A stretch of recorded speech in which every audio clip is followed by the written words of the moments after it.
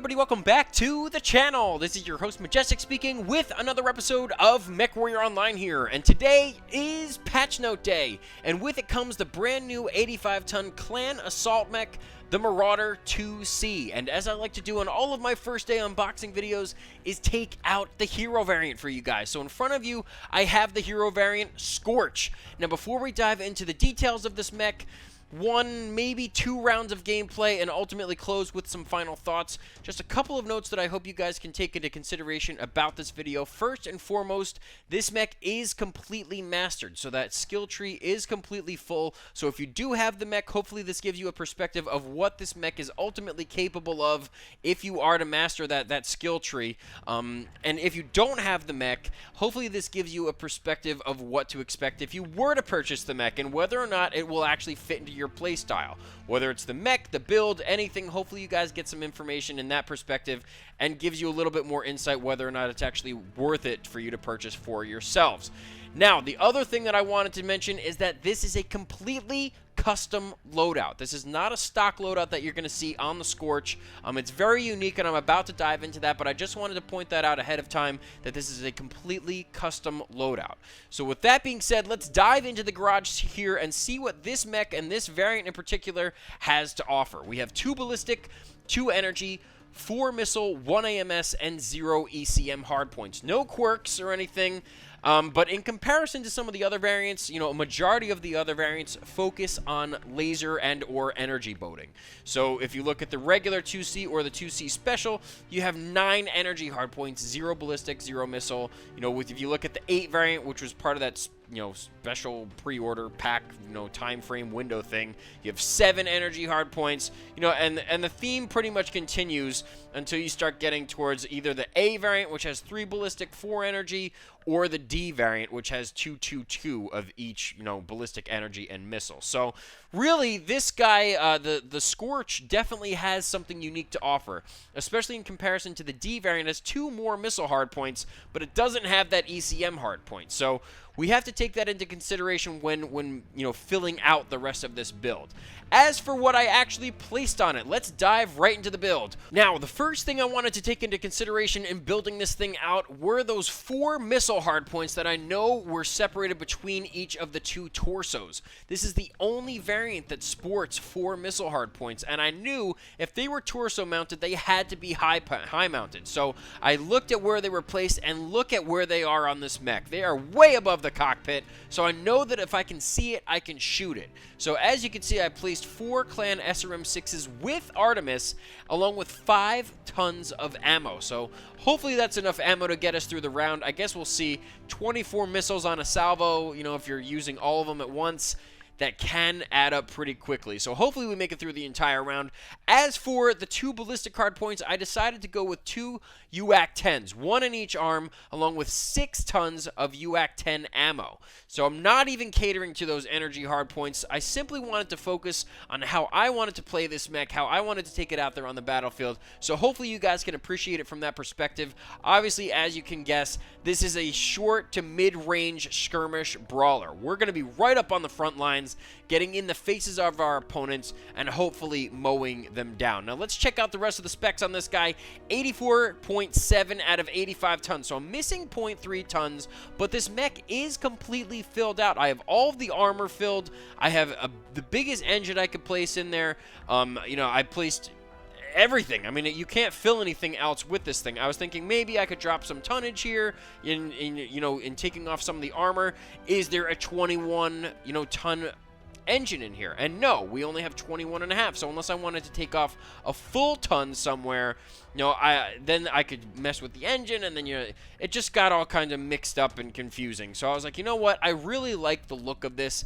Sacrificing 0.3 tons is not the end of the world, especially when everything else is filled out completely. So we have 78 out of 78 slots, 526 out of 526 armor, 1.46 heat management ratio. That is huge. This thing is very, very heat efficient, despite the fact that we have this massive amount of firepower, especially when we are in close range combat. So with that being said, we have 15 double heat sinks on here, 10 internal, 3 on top of the engine, and then 1 in each torso. A 68 point alpha. holy cow, between the 68-point alpha and then a 70 kph speed, this thing is an absolute menace. It's running very, very quickly. It does have speed tweak and everything in there, but to have a 68-point alpha and that kind of heat efficiency, that's really where the main focal point of the build came into play, and that's why I was so excited to actually, you know, just decide on it. I'm not 100% on it, but, you know, hopefully after this video, I'll be a little bit more decided on whether or not I want to run it this way, mix and match a little bit, but this looked to be very, very efficient in all aspects. So, with that being said, let's dive into the modules here. We have advanced seismic sensor. I want to know where any enemy mechs are at all times. So if they're close, I want to be able to have the jump on them, know which direction they're coming from, hopefully get maybe a salvo or two off, and, you know, pretty much let them know that I know where they are, know where they're coming from, and I can focus in on them. As for the other weapon or mech module that I place on here, radar deprivation. In case I get targeted, I do not have ECM with this variant. So in case I do get targeted by LRMs, I want to dive into cover really quickly, and radar deprivation will get me completely off the radar from any enemy mechs. Now, as for the weapon modules, I left one of the slots blank because, again, I'm still mixing and messing around with this mech, and I just couldn't decide what I wanted to do with the ballistics. Now, I can confirm that I'm probably going to leave the Clan SRM 4.6s on there. So, with the Artemis and everything, taking advantage of a short-range situation, definitely going to stick with the SRM 6s, so I committed to the SRM 6 module cooldown level 5, which gives me a 12% bonus on the cooldown. But as for the ballistics, or if I want to mix and match with energy or something like that, that's why I left this one blank. So, you know, if I decide to go with the cooldown, you have the cooldown, but it might jam up, so I just, you know, I'm just like, you know what, before I sink 3 million C-bills into this thing, I really want to make sure that this is a build that I want to go with for a long extended amount of time. So, you know, I don't want to just drop 3 million and be like, you know what, UAC 20s are better, or UAC 5s, or LB 10s, or something like that. So I just wanted to stay away from the ballistic, you know, any kind of weapon modules with the ballistics. Also, I did want to cater to at least one of the other weapon hardpoints, so I didn't want to place the SRM 6 range on there. You know, again, I was mixing and matching with this build. It's very, very trial on the first day. And this one, with having 85 tons to work with in comparison to the inner sphere counterpart, which is the 75-ton heavy, you know, you have 10 more tons to work with. There's so much mixing and matching you can do with this thing, and especially with assaults, there's so much variety. So you guys, you'll definitely have to pick and choose what spots you want to mess with, which ones you want to focus in on a lot more, you know, what kind of modules you want to integrate. So really, this, like the assaults, that's why when I go to the assaults, I always have the most trouble figuring out exactly what I want to do, because there are so many options. Now, this isn't an Omni mech, so we're not switching out any of the Omnipods to, you know, Frankenstein build this kind of mech with a bunch of different variant Omnipods on there. But, you know, there is still a lot of variety that you can come up with this mech, and I'm sure that people are going to learn about it. I'm sure people are going to come up with similar builds like this one. Maybe they'll do UAC 5s and integrate energy heart weapons. I don't know. This is the first day, so I'm still messing with it with myself, but this looked to be fantastic given the entire overview down here. So with that being said, we have the Cool Shot 9x9 and improved artillery strike for our 2 consumables. That's going to wrap it up for the overview, but now I think it's about that time to take out the Marauder IIC hero, Scorch. Alrighty guys, here we go. First round is going to take place on Frozen City in the brand new game mode Escort. So we have to protect the fatty in a fatty. And as you can see, based on the cockpit items, I think that flail is definitely my favorite cockpit item in the game at this point. Absolutely love that. And the war horns, I believe it's like a deep bellowing war horn kind of sound, similar to that of like the Helm's Deep war horn, like in Lord of the Rings, I believe. It sounds pretty similar. But in any case, we got to protect this guy, the AI, and from what I've heard from everyone else is that he's pretty stupid. He kind of walks into nowhere, and he's easily targeted, and we kind of just need to take the brunt of the punishment and hopefully get him to the dropship. So hopefully we kill them before he kills, or they kill us, and he gets us killed, rather. And we're going to take a position kind of aggressive towards the center, just because we know that that's where he's headed. And originally I was just saying, like, honestly, this is probably the first or second time that I'm actually in defense mode, and just based off what everyone was saying is, like, it's just a waste. He's so stupid that he just runs out into the open, and it's easy pickings for the enemy team. And you know, so I was just like, yeah, whatever. If you want to kill him, we could just move on. So just move on to the next round. But as you can see, like, as we're standing here, like, he's right behind us at this point. So we know, like, he's chilling, and we can't really do much about it. We don't want to run off by ourselves, at least not right now, and like start taking or picking off any enemies. But we're just doing a little scoping, trying to keep him in our sights. I believe he's going like somewhere up on the hill there. I'm not entirely sure. We do have an ultraviolet with us. There we go. Hey, buddy. Nice little wave there. Nice little friendly wave, because we know we're probably going to be sticking with him, and he's going to be sticking with us, and ultimately we're all going to be sticking with the escort. And going up this hill, just trying to see where the rest of the team is going here. Just trying to keep eyes on him. We see a couple blips on the mini-map down there. We don't need him to get any, you know, damage taken for unnecessary reasons. You know, hopefully, the goal that I'm hearing so far is to get your lights to scout out about 500 meters ahead of the rest of your group. Let you know and relay any kind of information back to the group, and then, you know, you kind of make decisions that way. And did he go back down the hill already? Like, I think he went up the hill and then swung around, and now he's going back towards the center. What? This is so confusing. We are getting some fire. We do have a UAV over there a little further in the distance, and we have this king crab with us. So hopefully we could just at least scare them off so they don't get a flank or any kind of information on our positioning. We already lost one of our friendlies, so I guess he was maybe out in the open towards the center. It's kind of unfortunate. Scare off this Phoenix Hawk. He's probably not going to stick around too much. That Hellbringer looks like he's peeking back, and he's probably going to back up because he probably thinks we're all coming up here now.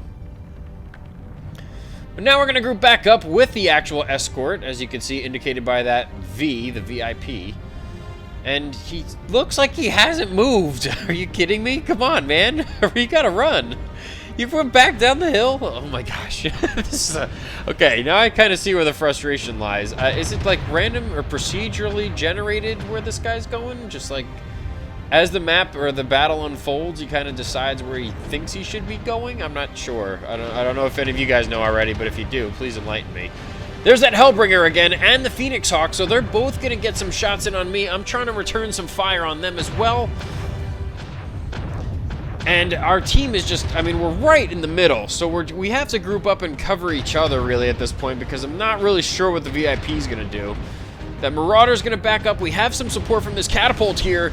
Going to move it on him, and here's that Hellbringer. We're going to get right in his face, and he's just going to take a ton of damage straight to the center torso. And we're just going to unload all of our SRMs, all the UAC-10s and everything. He's completely cored, and unfortunately the heat, or the damage registry must not have hit, because I thought I could have killed him. But I guess you lucked out on that one. Anyway, we're going to focus our attention now towards this other Marauder IIC swinging around the center iceberg here with that king crab. So it looks like the king crab might try and get a flank on him from one direction. And if I can flush him out, or if he can flush him out, and we could kind of scissor him in between and ultimately get the... Yeah, he's going right, so I'm going to put down some damage on that Marauder there.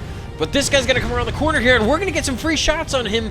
Man, this thing takes a ton of damage. I thought he was already down to like 50%.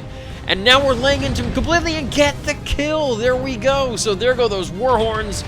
Love the sound of that. And we're going to try and go for this other Marauder back here. He looks like he's a lerm boat. Going to have to watch our heat here a little bit. Maybe we're getting pinged from the side, so we have to be careful of that as well. One more salvo, and we do happen to overheat, but that scared him enough to go back behind the building as we cool down here. We're going to try and get a flank around the corner, and if he's here, then he's here. If he's not, then he's probably running away. And around the corner, yeah, he's running away, so we're going to get some free shots on his back now. And it looks like he's turning around already. He's trying to get back to the rest of his team to help him out. And I'm getting, you know, a little bit of focus on that left torso, my left torso. And it's looking a little weak. I lost an SRM-6, but I'm tanking damage, though. This thing, I lost that torso ultimately, but there we go. Finally get the kill, and now we're going to check out where that other damage was coming from. I have no idea. Oh, there it is, the other Marauder IIC. So this guy must have that PPC build. He must have knocked off my torso. Probably going to die here, but we're going to try and tank as much as we can, get as much damage in as possible. pretty much butt hug him and not let him turn around so that we can get an extra shot in there. And ultimately, he does kill me. And I kind of just folded up like a like a tripod there. 2 kills, 5 assists, and 1,213 damage for this first round. Holy cow. Let's spec on this King Crab, and hopefully they can close out the round for us. Looking at the Escort's health, they did a pretty good job protecting him as he passed through the center. Didn't take too much damage into any kind of critical components or anything. This King Crab looks like he's going to make easy pickings of this Marauder IIC. That's the same guy that took me out, and yeah, he's probably going to go down any second now. There he goes. So now he's down, and I believe, yeah, there's only one mech left, and it's that Shadow Cat way off in the distance, and he looks pretty badly hurt. That right torso is completely cored, so... And the Escort is almost at the dropship, so I guess this is the first time I've had a successful drop in defense mode. I guess it's not as useless as I thought it was, but, you know, the AI is still pretty stupid. I'm gonna say that. I'm running across the center of the battlefield into the middle of the open where all of us are just getting picked off. So my team rallied, definitely attribute a lot of credit to them. Rallying, making sure that the Escort was there. I kind of went off on my own with that King Crab just to like seal off the flanks and make sure that there's not any extra damage coming in.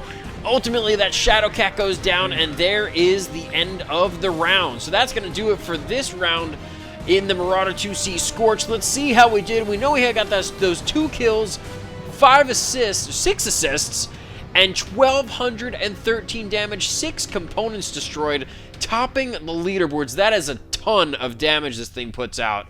So it has a ton of firepower and a ton of tank ability. Ultimately, although we died, we definitely helped out the rest of the team. But that's going to do it for this episode of MechWarrior Online. Thank you guys so much for tuning in. Leave a comment, question, concern, or suggestion below, and I look forward to seeing you on the next one. Take care, guys.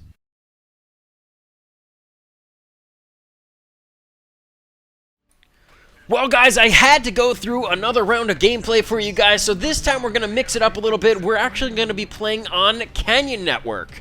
So hopefully you see it from the other side of the spectrum now, whereas we were on Frozen City, a very cold climate. Now you're going to see it on Canyon Network, a very warm climate, especially once you start to really get into the heat of the battle here. So we're going to hop up. I really hope this pans out the way that I hope it will. Obviously, we do want to take the center if we can. This mech is very mid to short range, so that's really where it's going to shine if we can take that center point, and hopefully we get the support from the rest of the team. I just keep staring at this cockpit, though. I love the look of all these items. I can't take my eyes off that flail. I mean, the rust effect on there, I'm very into, like, medieval kind of history and everything like that, so seeing one of those there, and then the war horns, and, oh, man, it just looks fantastic. But in any case... Fat friends that stick together, eat together, so I'm going to wait for this Direwolf here and the Kodiak. I also have one of my buddies, Aralok, who is also in a Kodiak. He's also taking part in this round, and he is playing a little bit of Overwatch, a little DACA Overwatch with this Kodiak as well. And first and foremost, there's an archer out in the open completely by himself, so we're going to use our autocannons to get some early damage down on him, take off his arm very, very early. Well, the rest of my team is focusing in on him. Hopefully we can get him before he goes into cover, trying to lead him as best we can and just get some extra damage down. And there he goes. My friend actually was able to take him down. So that is a very, very early quick kill for us, certainly a benefit before he dove into cover. And we actually got the most damage, even with those autocannons being our only source of providing damage at that point. So that is a great start to this match. Now, we already are in the center, and I'm placing a huge alpha with my missiles, at least, on that guy in the center. And this Timberwolf, what the heck is he doing? He's running in the middle of nowhere by himself, back into the pit, and we ultimately take off his arm. Not really sure what the plan was, but we got a lot of free damage in on him, and now a salvo again into that Marauder IIC up at the top near the beacon, and he's gonna back up, and now we have this Hellbringer here, and he's gonna overheat around the corner, so that gives us a free opportunity to get the final kill shot on him. And although we do take a little bit of damage from that Grasshopper, we're going to back up here, stick with the rest of our team, not get too aggressive, But we did get another kill for our side, and now in backing up, we're just going to take note of our surroundings. And as I can see, I have a couple friendlies moving up near that beacon, so we're going to help them by giving a little bit more support up on top here. And let's see if we can see anything. Yes, we did actually get a full salvo into our side from that Marauder IIC, so we're going to back up a little bit. Our right arm is completely cored, and I don't want to lose my UAC 10, so I'm just going to play it a little more on the side of caution here. Whip it around the corner just to see if there's anything here, and this hunchback has his focus completely turned toward my friend. So that gives us a huge opportunity to get some extra shots down on him, and he's going to lose both of his components that are in both of his arms. So we're going to whip back around, and there he is again, and we get the kill shot. Ultimately, you hear those war horns go off. I absolutely love it. Now let's focus in on this Mauler. He has his back turns towards us, so we're going to get some more free shots, but now he turns his attention towards us. He's focusing in on different components, but there we go, a final salvo and get another kill. Holy cow, they just keep lining up for us. Now if we go up towards the beacon here, it looks like things are maybe picking up a little bit. We have an airstrike that went down. One of our opponents that's that grasshopper again. And so we're going to put some shots in on him, but we're trying not to overheat, so we're going to play a little bit cautiously. But now that grasshopper has his attention on one of our friendlies, so we're going to be able to get another salvo in on him. My friend gets the kill. We placed a salvo on that Nova as well, but we did overheat again. We have to stick up for our team and just take as many shots as we possibly can and hopefully help them out. That Timberwolf, how is he still alive? I have no idea. Oh my gosh, this Nova is still there. So we did get a shot in on him, destroyed a component, he's flying away, and that Timberwolf is coming back up the ramp. We're going to get some more shots down on him. He's ultimately, it looks like he's probably going to go down. I'm going to focus in on this Nova while my friend takes on the Timberwolf, and I did overheat again. That Timberwolf, I think, thought we died, so he's going to back up, but now we get a final salvo off on him, and my friend Aralok actually winds up getting the kill. Now, we are getting pestered by a light here, but it looks like Aralok took him out, and he took out our final opponent. That is going to do it for this round in Canyon Network. Holy crap, did that escalate into just a firefight, an all-out firefight in the end. A ton of fun. Super intense at the end, and we did survive this time. 3 kills, 6 assists, 5 times doing the most damage, 14 components destroyed with 1147 damage overall.